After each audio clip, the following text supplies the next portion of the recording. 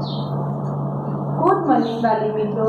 Junior કેજીના દરેક બાળકોને pencil પકડતા કે લખતા આવડતું ન હશે, તેથી હું આજે તમને કેટલીક પ્રવૃત્તિઓ બતાવીશ, જેનાથી તમારા બાળકોના હાથના સ્નાયુઓ કેળવાશે અને બાળકોને લેખનમાં તેની પૂર્વ તૈયારી ભાગરૂપે પ્રવૃત્તિ ખૂબ જ સાબિત થશે। જેથી હું વાલી મિત્રોને વિનંતી કરું છું કે આજે હું પ્રવૃત્તિ બતાવીશ એ પ્રવૃત્તિ જુલાઈ માસની લેખન શરૂ કરીએ એ પહેલાં રોજ એક પ્રવૃત્તિ તમારે ઘરે કરાવવાની રહેશે, જેનાથી બાળકોના લેખનમાં ખૂબ ફાયદો થશે।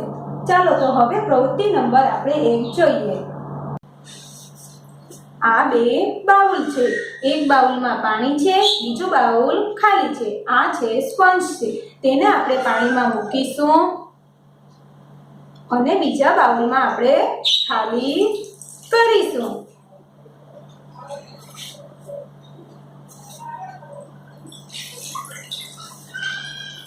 ચાલો તો હવે આપણે આ પ્રવૃત્તિ બાળક પાસે કરાવીશું।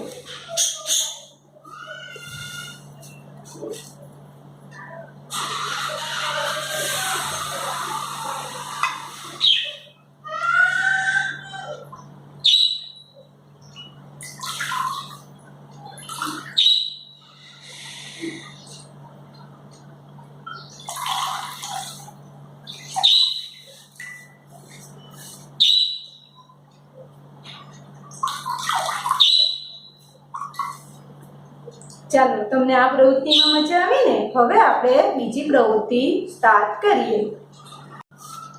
આ બે બાઉલ છે, એક બાઉલમાં થર્મોકોલની ગોળી છે અને બીજું બાઉલ ખાલી છે। તેને હવે આ ચીપટી છે, ચીપટીની મદદથી આપણે થર્મોકોલ ઉચકીશું અને બીજા બાઉલમાં ખાલી કરીશું।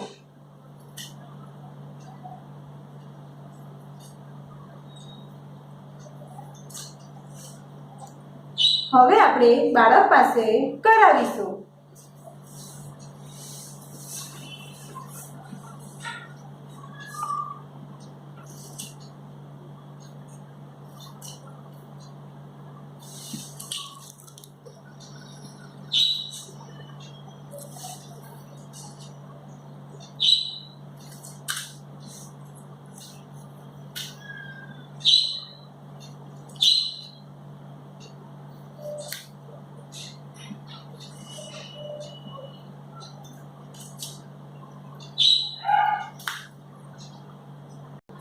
હવે આપણે ત્રીજા નંબરની પ્રવૃત્તિ સ્ટાર્ટ કરીશું।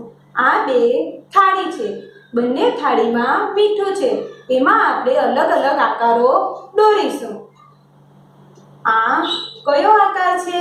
ત્રાસી લીટી છે, તો હવે આપણે આમાં ત્રાસી લીટી દોરીશું। આ કયો આકાર છે?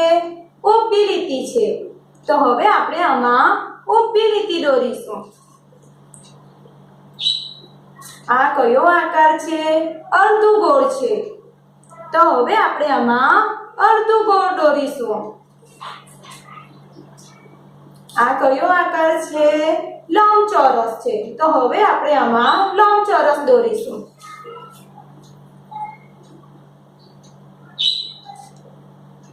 હવે આપણે બાળક પાસે આ પ્રવૃત્તિ કરાવીશું। આ કયો આકાર છે? ગોળ છે, તો હવે આપણે ગોળ દોરીશું। આ કયો આકાર છે? ચોરસ, તો હવે આપણે ચોરસ દોરીશું।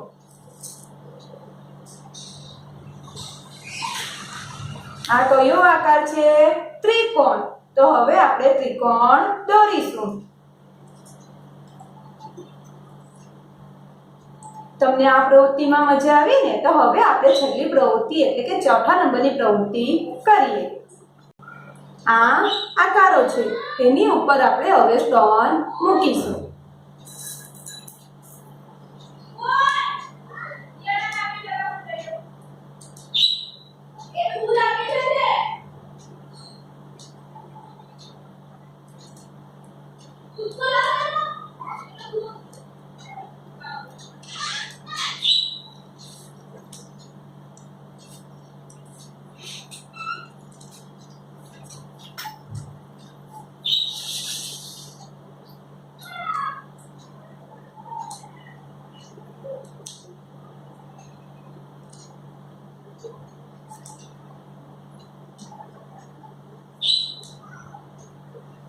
આપણે બાળક પાસે કરાવીશું.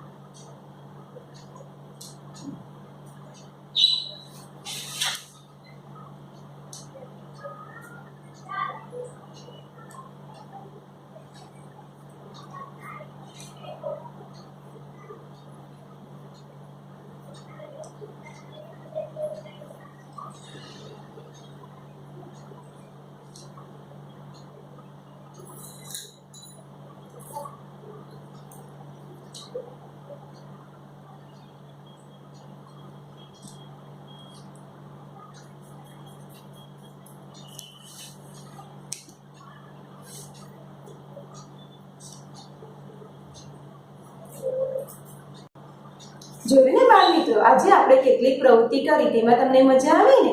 તમે પણ તમારા મમ્મી, પપ્પા, દાદા દાદી સાથે આવી પ્રવૃત્તિ કરી શકો છો, જેનાથી તમારા હાથના સ્નાયુઓ કેળવાય છે. Thank you.